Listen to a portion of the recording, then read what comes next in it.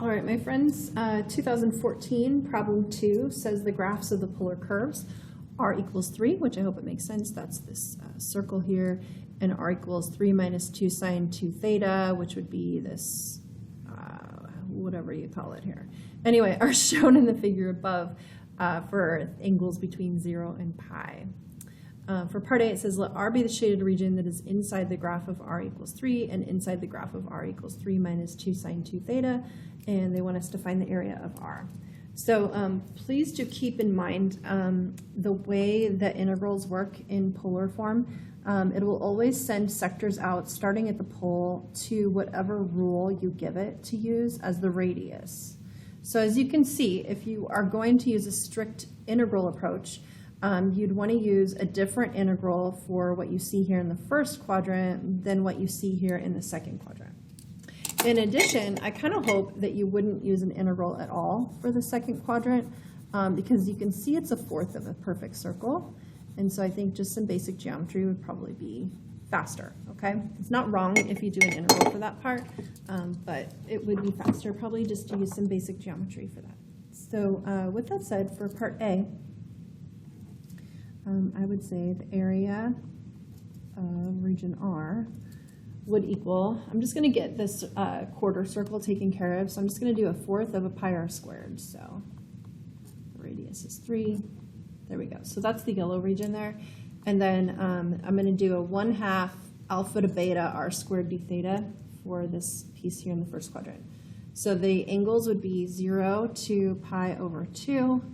And then the r value, I would use this rule right here.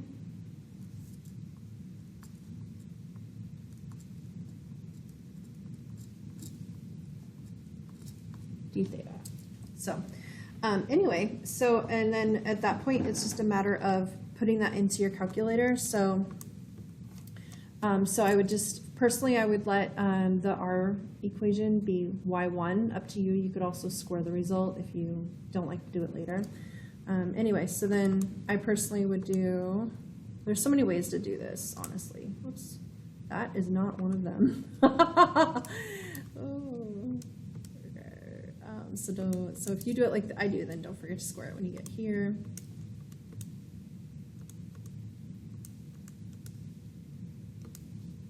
Okay, I would then have to divide it by 2 for the 1/2 that's in front, and then I need to add the quarter circle to it. So I'd end up with approximately 9.708 units squared. Okay, points for this part, my friends. Let's see, they gave us 1 point for having basically r squared d theta in the integrand. And then I'm not sure if the 1/2 is also required for that point or not, but let's say it's just that part. Anyway, and then 1 point for having the bounds or limits, and then 1 point for getting the answer right when you're done. Okay, part B. For the curve, r equals 3 minus 2 sine 2 theta, find the value of dx d theta at theta equals pi over 6. So since we want dx d theta, that means we need an expression for x in terms of this stuff. So let's convert x to r cosine theta, and then let's get it all in terms of theta. So we can replace r with this rule right here.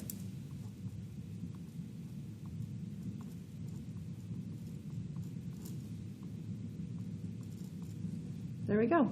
And then since it's a calculator problem, let's just make our calculators take care of our problems for you. So once you have some work written down and you kind of know what your plan is, it's okay to just kind of jump to letting your calculator do like a numerical derivative or a numerical integral. So, okay.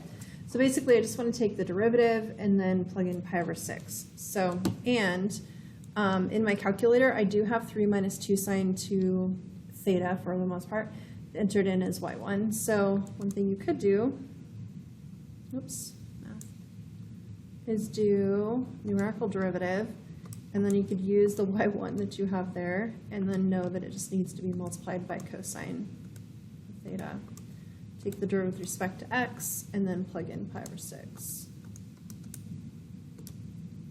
Okay, and we end up with approximately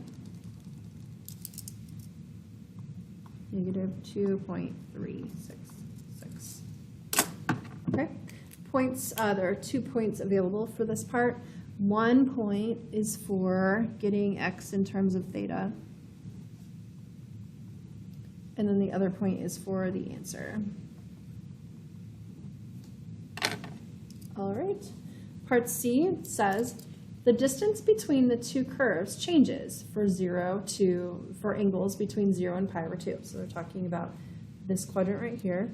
And so the distance between the two curves would be like these distances, like that. Hopefully that makes sense. Find the rate at which the distance between the two curves is changing with respect to theta when theta is pi over 3. So basically, you can kind of see as theta increases, this from here to here would be your distance between the two curves, which I'm going to go ahead and just use an uppercase D for that. So if I change the sentence into math speak, what is it we want? The rate at which the distance between the two curves is changing with respect to theta when theta is pi over 3. So that would be the change in that distance that you see there that I have labeled with uppercase D with respect to theta at the moment that theta is equal to pi over 3. So let's get an expression for this distance right here. So I hope it makes sense. You would take this r value, which is constantly 3, and you'd be subtracting off this r value, which is defined as 3 minus 2 sine 2 theta. So that distance would be 3, take away 3 minus 2 sine 2 theta, like that. And you could simplify it or not. I personally would. So we'd end up with positive 2 sine 2 theta. And you could totally do this derivative by hand and plug in pi over 3. It's up to you if you think it would be easier to do it with or without a calculator. I honestly kind of think it's a little bit easier to do it with, but totally up to you. So the derivative of sine is cosine, don't forget chain rule. And then the change in that distance with respect to theta, when theta is pi over 3, we would just have to plug pi over 3 in.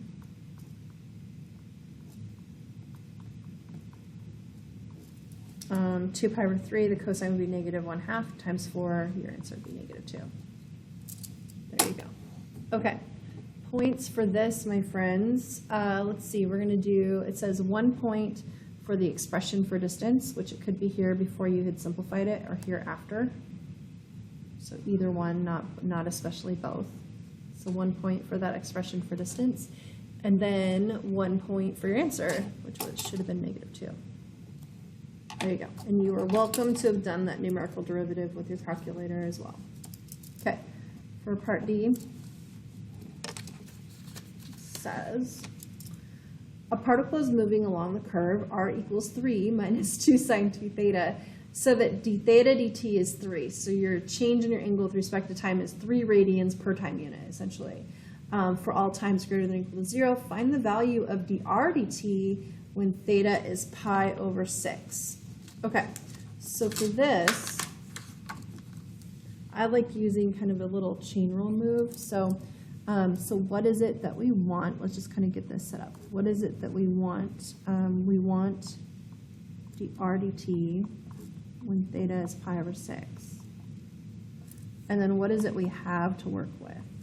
They told us that d theta dt is a constant rate of 3. And then we also have this equation right here for r. Okay, so let's think about this. So we want dr dt. I'm not going to put the moment in at this time. So we want dr dt, and we have d theta dt.